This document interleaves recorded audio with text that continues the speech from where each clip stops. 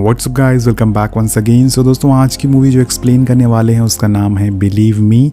ये कहानी एक 17 साल की लड़की की है जिसने अपनी पूरी लाइफ में न जाने कितनी बार खुद के साथ बुरा होते हुए देखा है और महसूस किया है। लेकिन इससे भी बुरी चीज़ तब होती है जब उसका परिवार उसका साथ नहीं देता, उस पर बिलीव नहीं करता, और यही वजह है इस कहानी का नाम होना बिलीव मी। तो आप समझ गए होंगे। तो चलिए कहानी की शुरुआत करते हैं। मूवी की शुरुआत में हम फ्लोरिडा शहर के एक छोटे से कैफ़े को देखते हैं जहाँ पर लीज़ा नाम की लड़की काम करती है। लीज़ा वहाँ के आने वाले सभी कस्टमर से बहुत ही अच्छे से बातें करती है और ये सब देखकर उसके बॉस भी बहुत ही खुश होते हैं। और यही वजह होती है कि जब उसने अपना प्रमोशन मांगा तो उसके बॉस ने ज़्यादा समय ना लेते हुए उसे सामने वाले काउंटर पर प्रमोट कर दिया। अब हर रोज़ की तरह एक रात जब लीज़ा कैफ़े से घर जा रही होती है तो हमें उसकी असली ज़िंदगी के बारे में पता चलता है। लीज़ा जैसे कैफ़े में खुश दिखती है, असली ज़िंदगी उसकी बिल्कुल उल्टी है दोस्तों। सभी लोग काम करके घर जाते हुए खुश होते हैं, लेकिन लीज़ा घर जाने से घबरा रही है। उसके लिए वो घर नहीं बल्कि एक नर्क है। अब साइकिल चलाते टाइम वो अपने घर में होने वाली चीज़ों के बारे में सोचती है और इन चीज़ों में हमें एक आदमी दिखाया जाता है। वेल, ये कौन है ये आपको आगे पता चलेगा। और इसी दौरान लीज़ा को सुनसान रोड पे एक गाड़ी दिखती है जिसे देख के वो घबरा जाती है। वो साइकिल की स्पीड बढ़ा के जल्दी से घर आती है और अब हम यहाँ पर लीज़ा का घर देखते हैं, लेकिन असल में ये घर उसका नहीं है। वो अपनी नानी और उसके बॉयफ्रेंड मॉरिस के साथ रहती है और मॉरिस उसकी नानी को फाइनेंशियल सपोर्ट करता है, जिसके बदले में वो हर रोज़ लीज़ा के साथ एक रात गुजारने को उसको मौका मिलता है। वो उसके साथ डेली ज़बरदस्ती करता है, यानी वो वही इंसान है जो लीज़ा के दिमाग में हर टाइम घूमता रहता है। अब इन सबसे परेशान होकर एक दिन जब लीज़ा कैफ़े से घर आती है तो एक सुसाइड नोट भी लिखती है, लेकिन उसमें इतनी हिम्मत नहीं होती कि वो खुद की जान ले सके। यहाँ हमें एक और बात पता चलती है कि लीज़ा जब 14 साल की थी तब उसकी मॉम ने उसे यहाँ भेजा था। उसे यही लगता था कि उसकी नानी की फाइनेंशियल कंडीशन कुछ ठीक नहीं है, इसी वजह से आज तक वो अपनी पूरी सैलरी उन्हें लाके देती थी ताकि उसकी नानी को मॉरिस का सहारा ना लेना पड़े। लेकिन 2 साल बीत जाने के बाद आज भी कुछ नहीं बदला है दोस्तों। अब एक दिन जब लीज़ा अपनी बड़ी बहन से बात करती है जो कि उसकी मॉम के पास रहती है, लीज़ा अपनी सिस्टर से बोलती है कि उसे यहाँ नहीं रहना है, लेकिन उसकी सिस्टर भी मजबूर होती है। उसके हाथ में कुछ नहीं होता। उसकी मॉम ने लीज़ा को यहाँ भेजा है और जब लीज़ा अपनी मॉम से यही सारी बातें बताती है तो वो ये कहकर मना कर देती हैं कि उसे अपनी ग्रैंडमा का ख्याल रखना चाहिए, इसीलिए उसे वहाँ पर भेजा गया है। अब लीज़ा की मॉम को देखकर ऐसा लग नहीं रहा था कि उसे लीज़ा की कोई भी फिक्र है। वेल दोस्तों, अब इतना ही काफ़ी नहीं था कि लीज़ा की ज़िंदगी में एक तूफ़ान आने वाला था जो उसे अंदर से हिला कर रख देगा।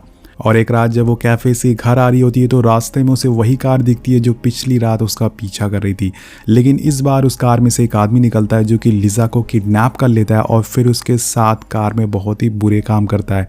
लेकिन वो यहाँ नहीं रुकता। वो लीज़ा की आंखों पे कपड़ा बांध देता है और उसे एक सुनसान अपार्टमेंट में ले जाता है और लीज़ा पूरी तरह से शॉक में हो जाती है। वो आदमी उसे अपने घर ले जाके लीज़ा के साथ एक और बार गलत काम करता है और ऐसे ही डेली उसके साथ वो गलत काम करता रहता है। डेली यही चलता रहता है। अब इसी तरह से 1 हफ्ता बीत जाता है और लीज़ा यहाँ पर समझ चुकी थी कि ये आदमी एक साइको है और उसके साथ जो हो रहा है वो नया नहीं है, क्योंकि यही काम उसकी नानी के घर भी हुआ करता था। लेकिन लीज़ा यहाँ पर सबसे पहले अपनी जान बचाना चाहती है और यहाँ से निकलना चाहती है। वो उस आदमी से जिसका नाम बॉबी है उससे प्यारी प्यारी बातें करने लगती है और सॉरी बोलती है कि ज़रूर उसकी लाइफ में कोई लड़की होगी जिसने उसे अच्छे से ट्रीट नहीं किया, इसलिए वो ऐसे काम कर रहा है। और बॉबी धीरे धीरे उसकी बातों में आ रहा था। वहीं दूसरी तरफ लीज़ा की नानी पुलिस से उसकी मिसिंग कंप्लेन दर्ज करवाती हैं, जिसके बाद पुलिस अपनी इन्वेस्टिगेशन शुरू कर देती है। और सबसे पहले वो उस कैफ़े में जाते हैं जहां लीज़ा काम करती थी, जिसमें उन्हें पता चलता है कि लीज़ा बहुत ही मेहनती लड़की थी। वो कभी भी भाग नहीं सकती है, ज़रूर उसके साथ कुछ बुरा हुआ होगा। और वहीं दूसरी तरफ जब दूसरा ऑफिसर उसकी मॉम के पास जाती है तो उसकी मॉम बोलती है कि हो सकता है कि वो अपने बॉयफ्रेंड के साथ भाग गई हो। लीज़ा की मॉम का बिहेवियर देखकर आप लोग पता लगा सकते हैं कि उन्हें लीज़ा की कोई भी फिक्र नहीं है और ये सुनकर ऑफिसर वहाँ से जाने लगता है। लेकिन लीज़ा की बहन उन्हें रोक कर वही बात बोलती है जो कैफ़े ओनर ने बोली थी कि लीज़ा कभी भी भाग नहीं सकती है, उसके साथ ज़रूर कुछ बुरा हुआ है। अब सीन शिफ्ट होता है और पहुँचते हैं हम उसी अपार्टमेंट में जहाँ पर बॉबी ने लीज़ा को बंदी बना कर रखा है। बॉबी बार बार उसके साथ फिजिकल होता है, लेकिन लीज़ा हिम्मत नहीं हारती। वो उसे बात करने की कोशिश करती है, जिसमें उसे पता चलता है कि बॉबी दिमाग से पागल टाइप का आदमी है। इसी बीच वो उसके चेहरे को बार बार छूती है जिससे कि वो पता लगा सके कि वो दिखने में कैसा है, और यहाँ पर लिजा उसकी बार बार तारीफ़ कर रही थी, उसे अपनी तरफ और खींचने की, आकर्षित करने की कोशिश करती है ताकि वो उसका भरोसा जीत सके, और वो उसे अपने डैड की तबीयत ख़राब होने का झूठा बहाना भी बताती है और फेक सिंपैथी लेने की कोशिश करती है। वो ऐसा इसलिए कर रही थी ताकि बॉबी को उस पर थोड़ा तरस आ जाए और वो उसे छोड़ दे, लेकिन बॉबी उसके साथ पूरे 24 घंटे रहता था। अब लिजा बाथरूम जाने के बहाना बनाती है और वहाँ पे अपनी मौजूदगी के कुछ सबूत छोड़ देती है। वो मिरर पर अपने कुछ फिंगरप्रिंट लगा देती है और अपने कुछ बालों को तोड़कर वहीं फेंक देती है, और वो ये सब कर ही रही होती है कि बॉबी को पता चल जाता है कि उसने बाथरूम को लॉक किया है। वो अचानक से गेट खोल के अंदर आता है, लेकिन लिजा फिर से नॉर्मल हो जाती है।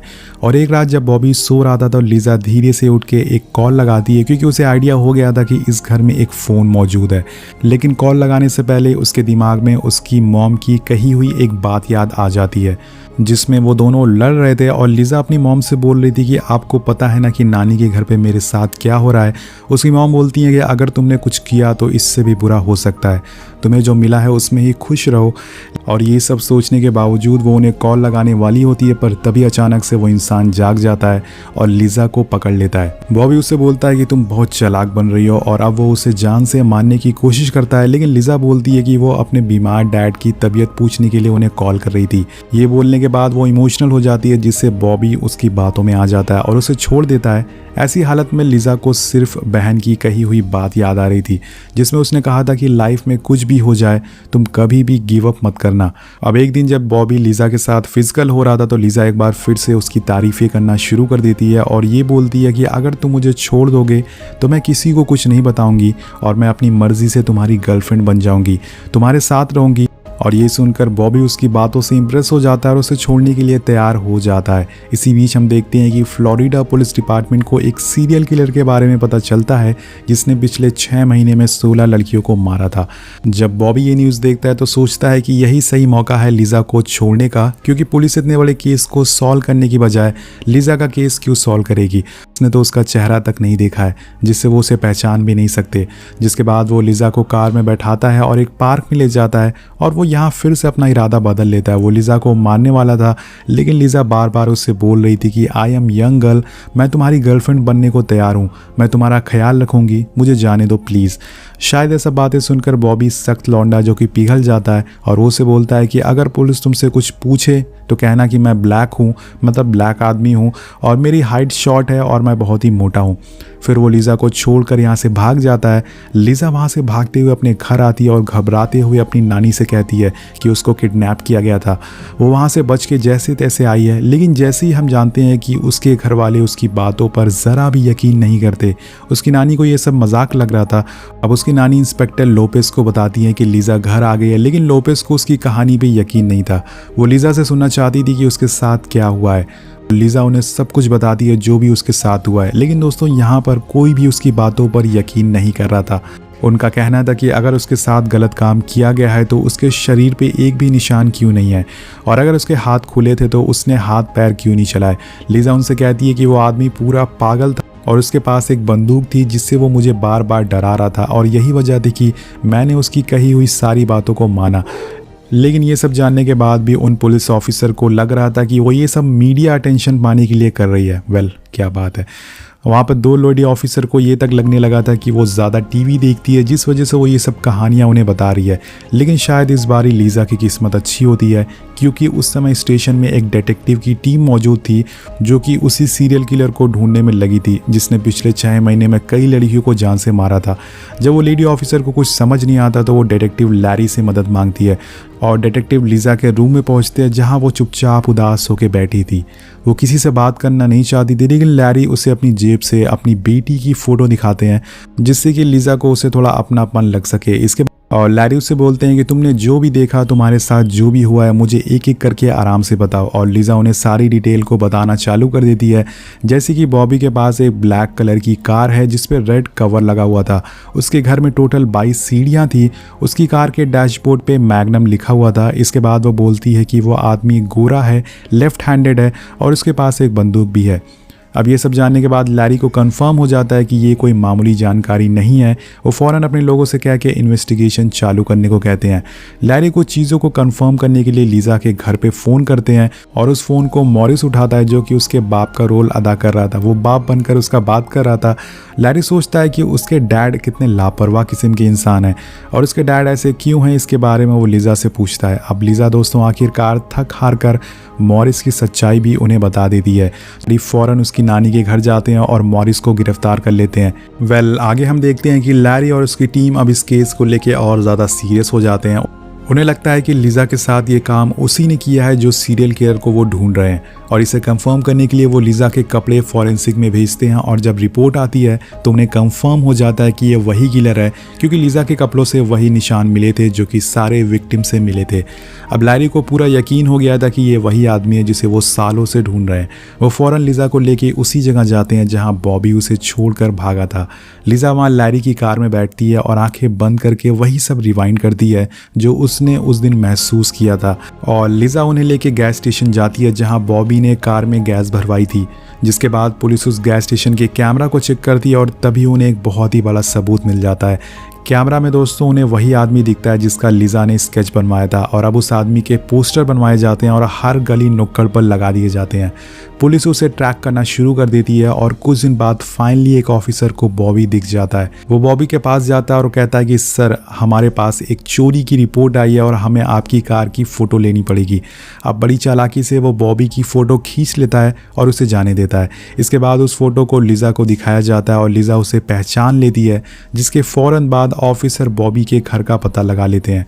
उन्हें वहाँ पर 22 सीढ़ियाँ मिलती है और घर के अंदर जाने पे उन्हें वहाँ लीज़ा के बाल और उसके फिंगरप्रिंट्स भी मिलते हैं। अब जो लीज़ा ने यहाँ छोड़े थे वो काम आ गए दोस्तों। और अब ये सब सबूत मिलने के बाद अब बॉबी की मौत आने वाली थी। पुलिस उसे पागलों की तरह ढूंढने लगती है और कुछ दिन बाद बॉबी उन्हें एक थिएटर के बाहर दिख जाता है, जो कि बड़े आराम से मूवी देखने जा रहा था।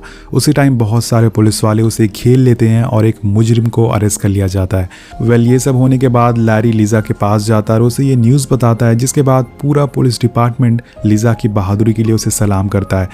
लीज़ा ने अपने साथ साथ उन लड़कियों को भी जस्टिस दिलाया था जो बेकसूर थी। केस खत्म होने के बाद लीज़ा अपनी नानी के घर नहीं जाती, क्योंकि उसे अब अपनी वही पुरानी ज़िंदगी में वापस नहीं जाना था। वो एक नई शुरुआत करना चाहती थी। इसी वजह से इंस्पेक्टर उसकी आंट से कांटेक्ट करते हैं और उसे वो लेने आ जाती है। और लीज़ा को इस हालत में देखकर उसकी आंट उसे माफ़ी मांगती है और उसे बोलती हैं कि उन्हें इस बारे में कुछ भी पता नहीं था। वो उसे बोलती हैं कि अब से वो उसका ख्याल रखेंगी और उसकी पूरी सेफ्टी की उनकी जिम्मेदारी है। लीज़ा मदद के लिए लैरी को थैंक यू बोलती है और लैरी की आंखों में भी आंसू आ जाते हैं।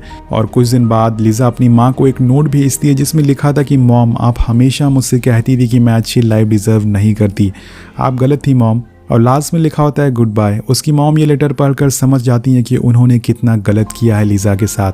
अब लीज़ा की छोटी बहन भी उसके पास थी और दोनों एक नए सफ़र पर, एक नई शुरुआत पर निकल चुकी थी।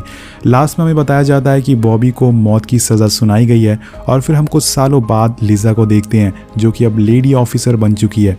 जी हाँ दोस्तों, ये पूरी कहानी एक सच्ची घटना पर आधारित है। लीज़ा ने बड़े होकर ऑफिसर बनने का डिसीज़न लिया और इस कहानी में आपको एक लाइन का मतलब मिल जाएगा, वो है नेवर गिव अप। लीज़ा ने हिम्मत कभी नहीं हारी और बस लड़ती रही और आखिर में उसे एक दिन इंसाफ मिल ही गया। तो आपको ये कहानी कैसी लगी नीचे कॉमेंट करके ज़रूर बताएगा। मिलते हैं आपसे अगली वीडियो में। Thank you so much watching. Peace out.